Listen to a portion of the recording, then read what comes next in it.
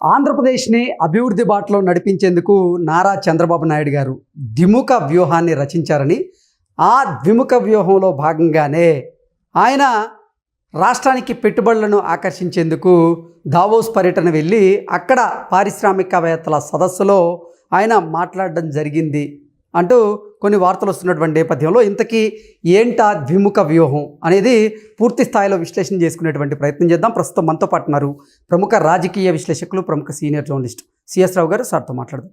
Sir నమస్తే. Sir, Andhra Pradesh రాష్ట్రాన్ని అభివృద్ధి బాటలో నడిపించేందుకు చంద్రబాబు గారు ఒక ద్విముఖ వ్యూహాన్ని రచించినట్లుగా కొన్ని వార్తలు వస్తూ ఉన్నాయి.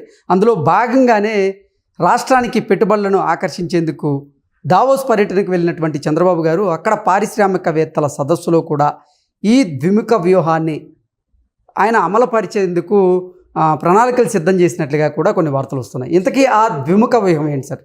చంద్రబాబు నాయుడు గారు చెప్పేటువంటి మాటలు, దాంట్లో ఆంతర్యాన్ని తెలుసుకోవటం అనేది మామూలుగా అంత సాధ్యం కాదు చాలామందికి కూడా.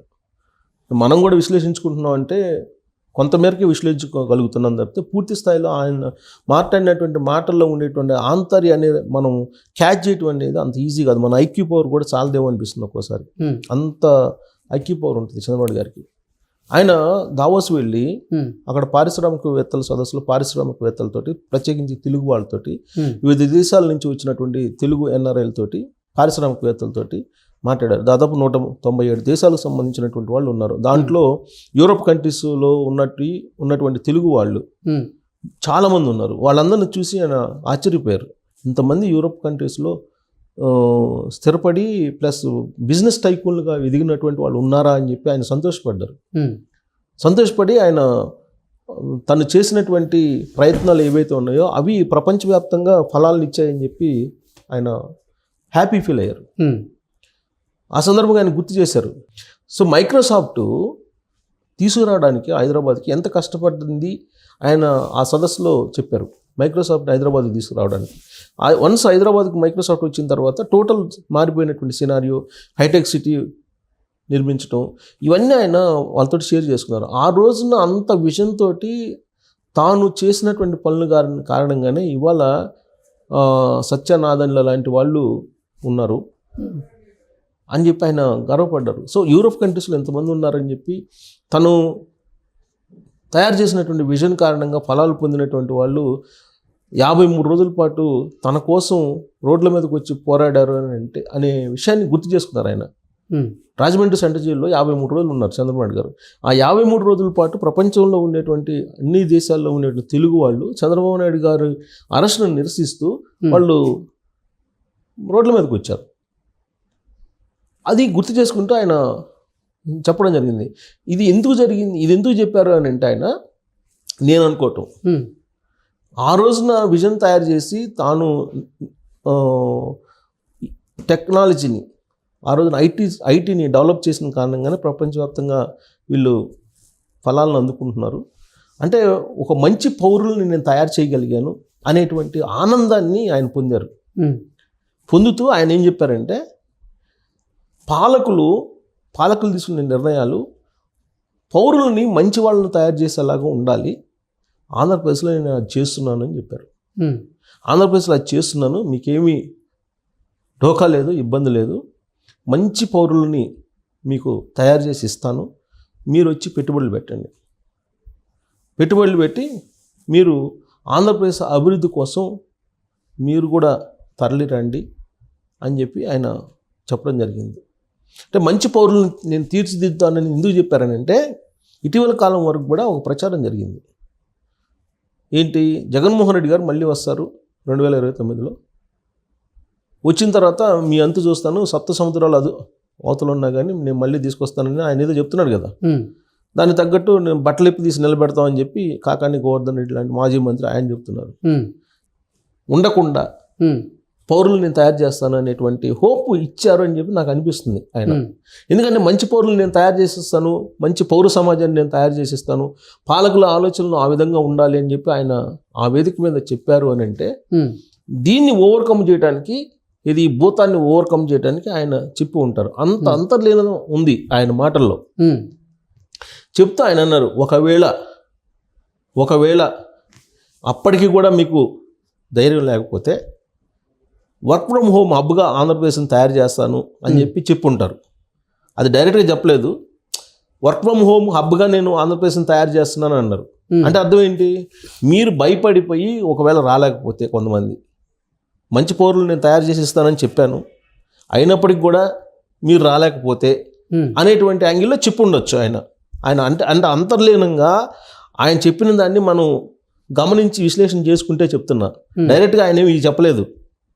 ఆయన ఏం చెప్పాడు? మీరు రండి, పెట్టుబడులు పెట్టండి, నీకు మంచి పౌర సమాజాన్ని నేను అందిస్తాను, ఆంధ్రప్రదేశ్ని వర్క్ ఫ్రమ్ హబ్గా నేను తయారు చేస్తాను అని చెప్పారు. తర్వాత ఏ రంగాల్లో మీరు పెట్టుబడులు పెట్టచ్చు, ఫార్మా రంగం, manufacturing sector, drones technology, deep technology, దాని మీద పెట్టుబడులు పెట్టండి అని చెప్పారు. అయితే ఈ భూతాన్ని ఓవర్కమ్ చేయడానికి బహుశా ఆప్షన్స్ ఇలా చెప్పు ఉండొచ్చు ఆయన, ఇండైరెక్ట్గా అంతర్లీనంగా చెప్పు ఉండొచ్చు. ఏపీని హబ్గా వర్క్ ఫ్రమ్ హోమ్ హబ్గా తయారు చేస్తున్నానని చెప్పాడు. అంటే పెట్టుబడులు పెట్టడానికి, డైరెక్ట్గా అడుగుచ్చి కంపెనీలు పెట్టడానికి మీరు అంత భయం అయితే, మీరు మాకున్నటువంటి పౌర సేవల్ని, మానవ వనరులని మీరు ఉపయోగించుకోవచ్చు. ఎలా ఉపయోగించుకోవచ్చు అంటే, ఆంధ్రప్రదేశ్ నుంచి నేను ప్రొవైడ్ చేస్తాను వర్క్ ఫ్రమ్ హోమ్ సెంటర్స్ పెడుతున్నాను, ఈ వర్క్ స్టేషన్స్ పెడుతున్నాను. వర్క్ స్టేషన్స్ పెట్టి మొత్తం ఫ్రీ వైఫై, ఆంధ్రప్రదేశ్ మొత్తం ఫ్రీ వైఫై ఇచ్చేసి వర్క్ స్టేషన్స్ పెట్టి కంప్లీట్గా అక్కడి నుంచి మీకు యాక్సెస్ తోటి నమ్మకమైనటువంటి సేవలను అందించే ఏర్పాట్లు చేస్తున్నాను అని చెప్పారు. అంటే రెండు ఆప్షన్స్, డైరెక్ట్గా మీరు పెట్టుబడులు పెడితే దానికి సంబంధించినటువంటి గ్యారెంటీ నేను ఇస్తా అనేది ఒకటి. రెండు, ఒకవేళ ఇన్ కేసు రాకపోతే మీరు డైరెక్ట్గా ప్రపంచంలో ఎక్కడ మీ కంపెనీ ఉన్నా కానీ మీ కంపెనీకి క్వాలిటీ మానవ వనరులని మేము అందించగలం, అది కూడా వర్క్ ఫ్రమ్ హోమ్ అని చెప్పి. అంటే రాబోయేటువంటి రోజుల్లో వర్క్ ఫ్రమ్ హోమ్ కల్చర్ అనేది పెంచేదానికి చంద్రబాబు గారు ప్రయత్నం చేస్తున్నారు. దాని కారణంగా ఏంటి? ఆంధ్రప్రదేశ్ యొక్క ఆదాయం పెరుగుతుంది, ట్యాక్సులు పెరుగుతాయి, మానవ వనరులు అక్కడే ఉంటాయి.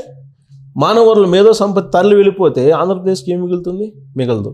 అందుకే ఆయన తాను గతంలో ప్రయత్నం చేసి డెవలప్ చేసిన తర్వాత మీరు విదేశాలకు వెళ్ళిపోయారు.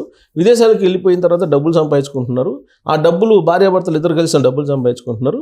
సంతానాన్ని మాత్రం మీరు తగ్గించుకుంటున్నారు. కాబట్టి ఇప్పుడు జపాన్ లాంటి కంపెనీలు మాకు జనాభా కావాలి అని చెప్పి మిగతా దేశాలను అడగాల్సిన పరిస్థితి వచ్చింది. అలాంటి పరిస్థితి భారతదేశంలో రాకూడదు, ఆంధ్రప్రదేశ్లో రాకూడదు. కాబట్టి ఇప్పటి నుంచే నేను వర్క్ హోమ్ స్టేషన్స్ పెడుతున్నాను, ప్లస్ మానవ వనరులను అభివృద్ధి చేస్తున్నాను. అక్కడే మ్యాన్ పవర్ కూడా మీకు దొరుకుతుంది. పిల్లల్ని కూడా కనండి, పిల్లల్ని కని మంచి పౌరుల్ని నేను మీకు అందిస్తాను, మీరు పెట్టుబడులు పెట్టండి. లేదంటే వర్క్ హోమ్ స్టేషన్స్ పెడుతున్నాం కాబట్టి మీరు ఏ దేశాల్లో కంపెనీలు ఉన్నా కానీ ఆ దేశాలకి రిక్రూట్మెంట్ చేసుకుని ఇక్కడి నుంచి పనిచేసేలా నేను వెసులుబాటు కల్పిస్తాను అని చెప్పి ఆయన చెప్పడం జరిగింది. అంటే నేను అనుకోవడం ద్విముఖ వ్యూహంతో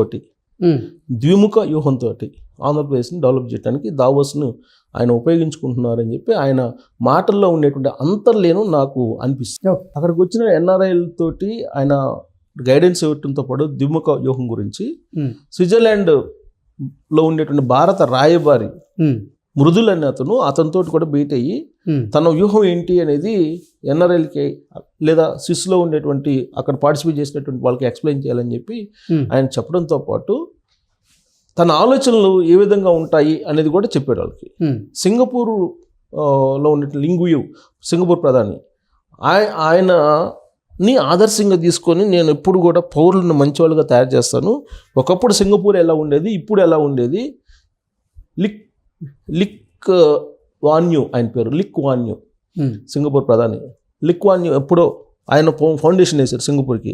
ఇవాళ సింగపూర్ ఎలా ఉంది కాబట్టి లిక్ వాన్యూని 95లో తాను మోడల్గా తీసుకున్నాను, తాను ఆదర్శంగా తీసుకున్నాను అని చెప్పి చంద్రబాబు గారు చెప్పారు.